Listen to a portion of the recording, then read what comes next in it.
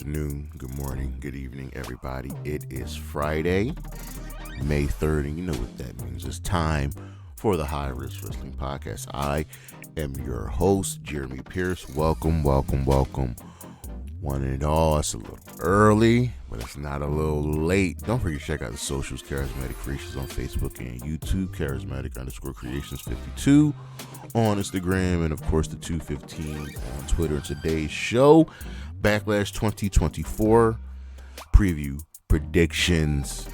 Going to get this up to you, but for now, you know what's next, so just go on and hit my music.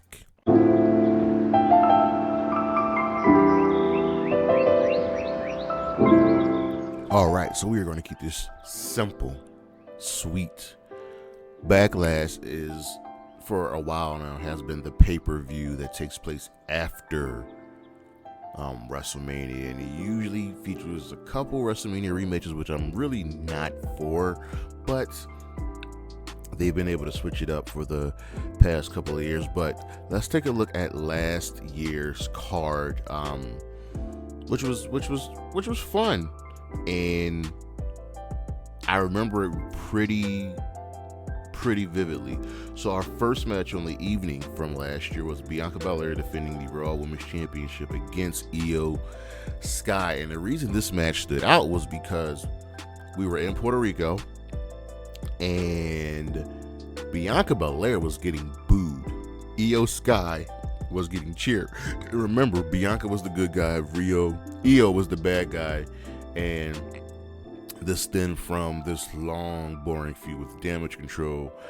And Bianca was kind of shook at that she was getting booed. I know how good Io is, but I think another reason Bianca was getting booed was she was starting to reach that, LOL, John Cena's super face dominance, and it was getting tiring. And when she defeated Io, she became the longest reigning Raw Women's Champion. Then we had Seth Rollins facing Owens. This was the most random of matches that don't know why it happened, but Seth defeated Owens with 3 curb stomps. Then we had Austin Theory defending the United States Championship in a triple threat match against Bobby Lashley and Bronson Reed. Now, I actually don't remember this match. This match didn't even go long. It went 6 minutes and 50 seconds. Austin Theory was coming out of his victory over John Cena at WrestleMania, but Austin Theory retained, and it's whatever. It's whatever. The next match was Rhea Ripley defending the SmackDown Women's Championship against Zelina Vega. You can see the emotion just all over Zelina's face. This wasn't anything special. Zelina was super over, and Rhea won, cementing her dominance as the women's champion. Then we had Bad Bunny, Damien Priest, in the San Juan Street Fight. This is the match that everybody was looking forward to, and it did not disappoint. The LWO was involved. Carlito made his return. Savio Vega was involved. The Judgment Day got involved. It was just a great match. This should have been the main event. It was just awesome. It was an incredibly awesome match, an incredibly awesome affair. It was so much fun. The next match after that was the Bloodline team of Jimmy, Jay, and Solo defeating Matt Riddle, Kevin Owens, and Sami Zayn. I actually don't remember this match. Just weird. But it was a solid tag team match, and the Bloodline storyline continued. Samoan Spike, Solo got a W, Riddle put down 1, 2, 3. The main event was Cody Rhodes versus Brock Lesnar in just a regular one-on-one match. Cody won the match. We just still have no idea why Brock attacked Cody. We don't know. I have no clue why Brock attacked Cody, but whatever. It was fine. And they wrestled all throughout the summer, but Bad Bunny should have been the main event. It is very much that simple, but let's get into the 2024 card. So we have approximately 5 matches. I'm dumbstruck why there are so few matches, and WWE likes to do this less is more. No.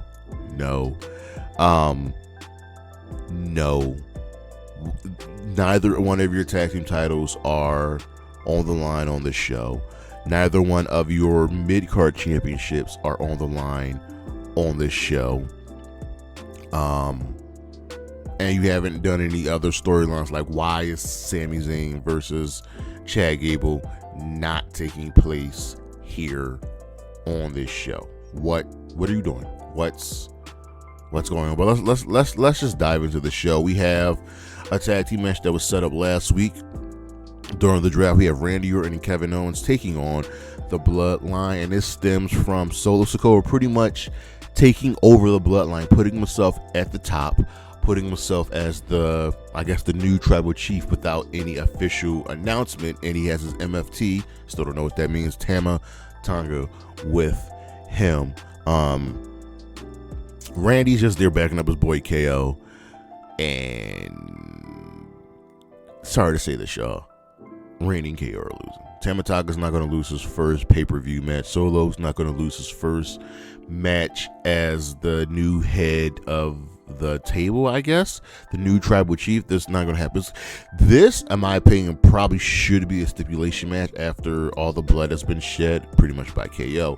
This should be a stipulation match. Call it a Paris brawl, whatever, because Backlash is taking place in Metropolis, France. I don't know why this is not like. This should have a stipulation to it. This should be a straight up brawl. But take Tanga and Solo Sikoa to win. Next up, we have the match that I am least looking forward to: the Kabuki Warriors team of Asuka and Kairi Sane defending the WWE Women's Tag Team Championship against Jade Cargill and Bianca Belair. And why am I not excited for this match? Bianca Belair is probably one of the most pushed women on the roster. She's getting the LOL Cena wins treatment, and the Kabuki Warriors are just so good to not be used, to not be treated like the phenomenal wrestlers that they are. I'm biased here.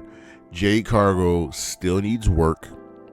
That's not against her. She's in the right company to get the work done, but she really should be at the Performance Center. She really should be in NXT, but the WWE has put themselves behind the 8 ball where they have to push Jade. She has to be, on the main roster.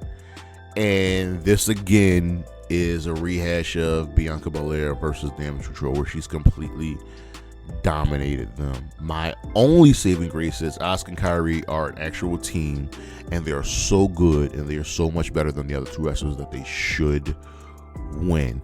My head tells me that they won't win. My head tells me that Team Black Girl Magic is going to win because Team Black Girl Magic won at WrestleMania. My heart says pick Asuka and Kairi. So do I go with my head or do I go with my heart?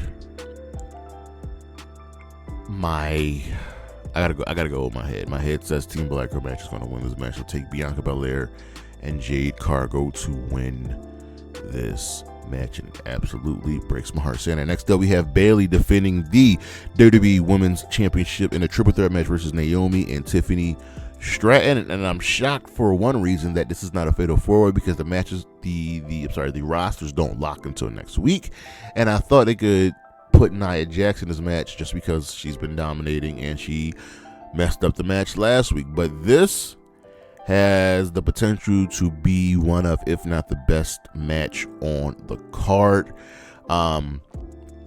Bayley is riding high, defeating Io Sky in the best match of WrestleMania weekend. Naomi is back, getting in that good work, and Tiffany Stratton she's a star, and she's growing on me. I can't really be upsetting. I get it about Tiffany Stratton. I really, really, really do. This is going to be fun. Surprised, I think Tiffany Stratton's probably going to be the most over in this match.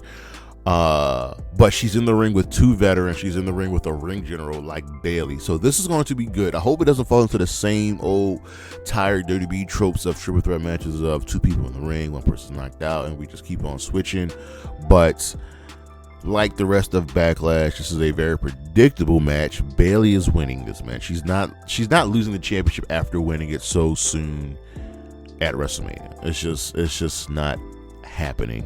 So take Bayley to win this match. Next up, we have Damien Priest defending the World Heavyweight Championship against Jey Uso, and I have thoughts about this match. It's not going to be a bad match.